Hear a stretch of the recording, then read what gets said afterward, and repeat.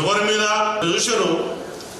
ఏ police officer కూడా నన్ను సంప్రదించలేదు, చేతులోకి చెప్పారని చెప్పారు. ఆయన కాన్వాయ్ దగ్గర ఎవరైనా పోలీస్ ఆఫీసర్ మీకు కనిపించినారా? ఎంతో దూరంగా ఉన్నారు, 2 మీటర్లు 3 మీటర్లు దూరం ఉన్నారు. ఆ వెహికల్ దగ్గర ఎవరైనా కనిపించారా? చాలా మీడియాలో చాలా క్లిప్స్ వచ్చినాయి.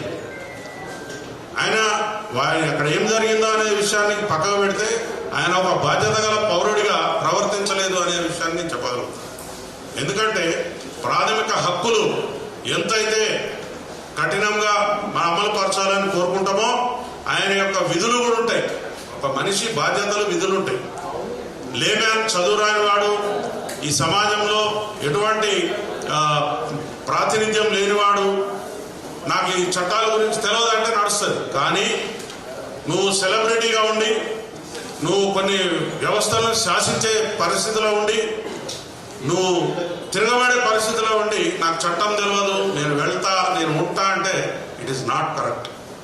ఇంకొక విషయం ఏంటిదంటే, నా దగ్గర డబ్బులు ఉన్నాయి కదా అని 50 మందికి మనుషుల్ని పట్టుకుని పోయి ఎక్కడ పడితే అక్కడ దౌర్జన్యం చేయటం అనేది కూడా కరెక్ట్ విషయం కాదు.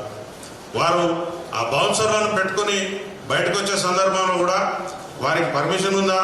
ఆ బౌన్సర్లు ఏ చట్టం ప్రకారం కనపడే వాళ్ళని అందరినీ నూకేసుకుంటూ వెళ్ళిపోయినారు. వాళ్ళు చేసినందువల్లే ఇక్కడ ఆ పని జరిగిందని చెప్తా ఉన్నాం.